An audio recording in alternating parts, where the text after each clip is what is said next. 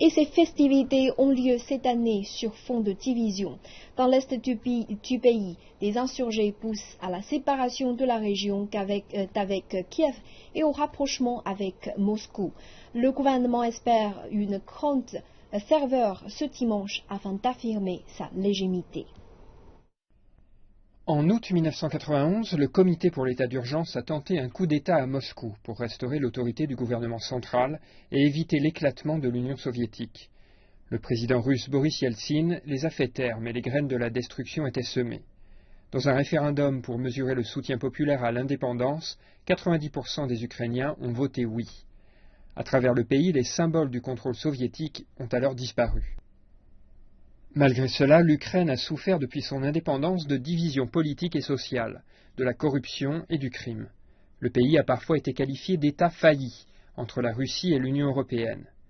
En regardant en arrière, il est possible de considérer les premières bagarres entre membres du Parlement comme l'annonce de l'escalade de la violence cette année. En l'absence de l'Union soviétique, l'indépendance a révélé au grand jour les divisions culturelles et ethniques de l'Ukraine. Une minorité russe dans l'Est et une majorité à l'Ouest, ethniquement et culturellement ukrainienne. L'unité ne pouvait pas être facile à atteindre. Au début de cette année, les émeutes et la confrontation sanglante sur la place Maïdan ont abouti à la fuite du président pro-russe Viktor Yanukovych et son remplacement par le pro-européen Petro Poroshenko. Mais le retrait de Yanukovych et le changement perçu de politique vers l'ouest du pays et vers l'Union européenne n'a pas été bien reçu par tous les Ukrainiens. La Crimée est devenue un modèle pour ceux qui veulent se couper de Kiev. En Crimée, une majorité pro-russe a pris les choses en main en mars de cette année. Soutenue par des troupes lourdement armées et le soutien de Moscou, l'enclave a voté le rattachement à la Fédération de Russie en tant que République de Crimée.